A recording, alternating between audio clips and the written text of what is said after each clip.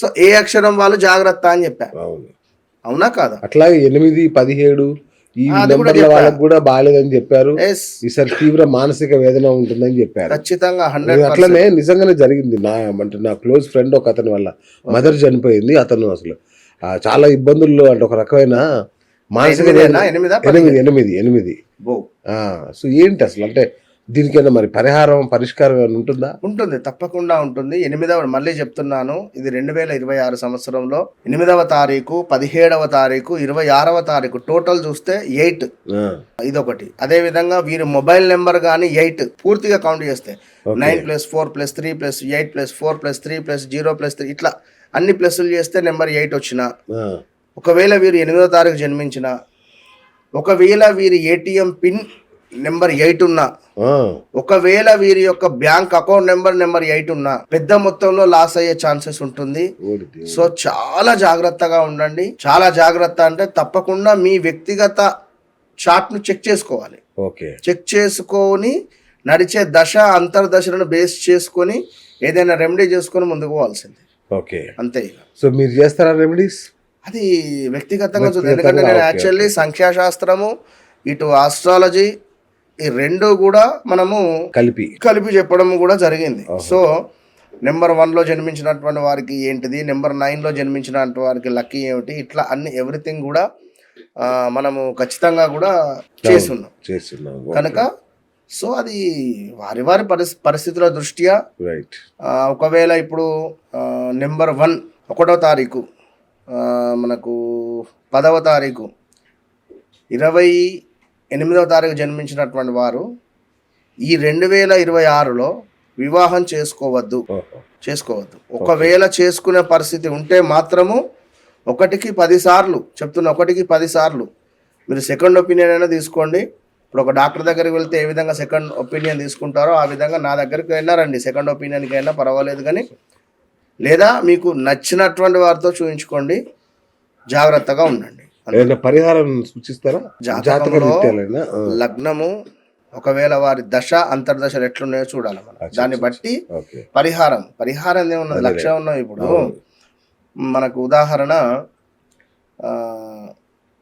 Black related cloth తీసుకొని అందులో చక్కగా ఒక లెఫ్ట్ హ్యాండ్ లో పట్టుకోవాలి. అందులో చక్కగా కూడా ఒక 9 స్పూన్ల రాళ్ళ ఉప్పును వేసి ఒక 4 మేకులను పెట్టాలి. పెట్టి దీన్ని మూటగా కట్టి ఎక్కడ వెలుతురు రాని చోట దీన్ని పెట్టాలి.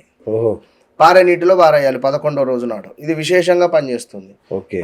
అదేవిధంగా ఖచ్చితంగా మగవారు కానీ ఆడవారు కానీ, ఆడవారైతే కళ్ళకు కాటుక పెట్టుకోవాలి, మగవారైతే కాటుకను బొట్టుగా లైట్గా ధరించాలి.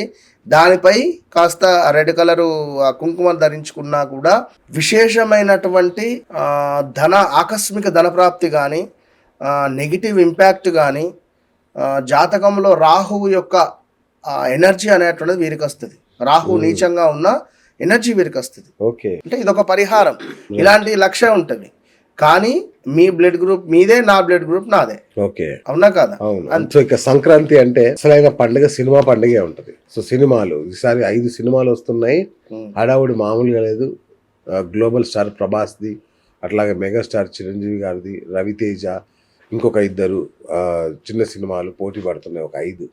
మరి పోటీలో ఏ సినిమా పరిస్థితి ఎట్లా ఉంటుంది? సో ముందుగా మన మెగాస్టార్ది చెప్పుకుందాం. దాని రిజల్ట్ ఎలా ఉంటుంది? ఖచ్చితంగా, ఎందుకంటే సినిమా మన శివశంకర వరప్రసాద్. అవును, తప్పకుండా చిరంజీవి గారి యొక్క సినిమా 100కు 200% సూపర్ హిట్ గా ఉండేటువంటి పరిస్థితి అయితే ఉన్నది. ఖచ్చితంగా ఇది మళ్ళీ సినిమా హిట్ అయిన తర్వాత మనం మాట్లాడుకుందాం అవసరం. సూపర్. ఇక రాజా సాబ్ ఎప్పటి నుంచో అభిమానులు వెయిటింగ్. రాజా సాబ్కు కొంచెము ఒక అంటే బాగానే ఉంటుంది, ఉండదని కాదు. ఎందుకంటే ఇక ప్రభాస్ ఫ్యాన్స్ తో మళ్ళా పంచాయతీ మన కనుక పర్వాలేదు. సినిమా బాగానే రెండో స్థానంలో నిలుస్తుంది అంటారు. బాక్స్ ఆఫీస్ వద్ద కలెక్షన్స్ వస్తాయి, అంత ఎవ్రీథింగ్ ఫైన్. కానీ సినిమాలో కొంచెం లైట్ గా మనకు ఇబ్బంది కలిగించేటువంటిది కానీ అంటే కొంచెం బలం తక్కువ ఉంది అంతే. లైక్ ఓకే, అంటే ఫ్యాన్స్ సినిమా అంటారా? సినిమా ఫ్యాన్స్ కోసమే సినిమా అంటారా లేదంటే ఫ్యాన్స్ కోసం సినిమా ఖచ్చితంగా ఫ్యాన్స్ 100% ఇష్టపడే ఇష్టపడేటువంటి పరిస్థితిగా ఉంటుంది. కొన్ని మాత్రము కొంచెం బలం తక్కువగా ఉంది, గురుబలం తక్కువగా ఉంది ఇంతే. ఓకే, చిరంజీవి సినిమాకు గురుబలం ఎక్కువ ఉంది, ప్రభాస్ గారి సినిమాకు గురుబలం తక్కువ ఉంది అంటే నేనేం చిరంజీవి ఫ్యానో లేకపోతే లైక్ అదో అని కాదు. జనరల్ గా మీరు ఎవరి ఫ్యాన్ మాకు తెలుసు.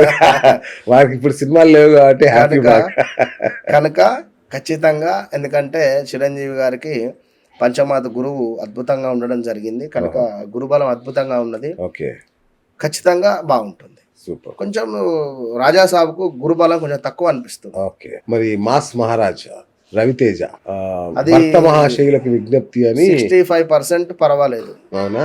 65%. ఓకే, అంతే, రైట్. అనగనగా ఒక రోజు అని ఒక సినిమా వస్తుంది. వీళ్ళు వాస్తవానికి హడావిడిగా ఇంతమంది ఒకసారి రాకుండా కొంచెం గ్యాప్ తీసుకుంటే నవీన్ పొలిశెట్టిది, అది మంచి కామెడియన్, కొంచెం గ్యాప్ తీసుకుంటే అయిపో. అవునా? వాస్తవానికి ఎందుకంటే శర్వానంద్ కూడా నారి నారి నడమ మురారి అని శర్వానంద్ కూడా వస్తున్నాడు. నవీన్ పోలిశెట్టి గారిది ఏమిటి అంటే కొంచెం గ్యాప్ తీసుకుంటే అయిపో వీళ్ళిద్దరు కూడా. ఓకే, ఎందుకంటే ఇప్పుడు ఒక పెద్ద సునామీలు ఇవి రెండు కూడా. ఈ సునామీలలో వాస్తవానికి అది ఇక కష్టమే. ఓకే, కనుక మొత్తానికి చిరంజీవి గారు అయితే ఖచ్చితంగా నిలుస్తారు. సో విన్నర్ ఈజ్ చిరంజీవి ఖచ్చితంగా.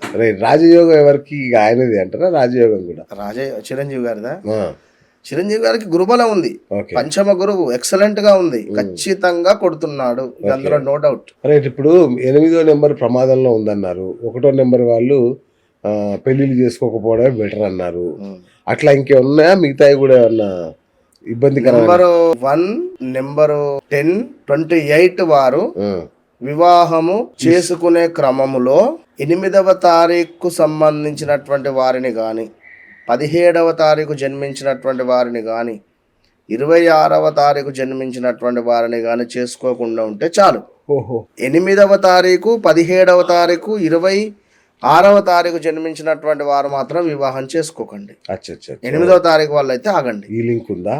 సో అయితే 8వ తారీఖు వాళ్ళకి పెళ్లి కూడా చేసుకోవద్దు. 8వ తారీఖు వాళ్ళు నెంబర్ 8 వచ్చేటువంటి, ఇందాక నేను ఏం చెప్పానంటే 1వ తారీఖు, 17వ తారీఖు, 28వ తారీఖు అంటే టోటల్ నెంబర్ 1 వచ్చేటువంటి వారు ఎవరైతే ఉన్నారో వీరు 8వ తారీఖు వచ్చేటువంటి వారిని పెళ్లి చేసుకోకండి, చేసుకోవద్దు. ఈ 2026లో కాదు, ఎప్పుడైనా ఒకవేళ 8వ డేట్ వచ్చేటువంటి వారు నెంబర్ 1 వాళ్ళని చేసుకోకండి టోటల్. సో మీ బ్యాంకు డీటెయిల్స్ కూడా చెక్ చేసుకోండి. నెంబర్ 8 కానీ లైక్ నెంబర్ 17 కానీ టోటల్ ఉన్నా కూడా కష్టమే, చూసుకోండి.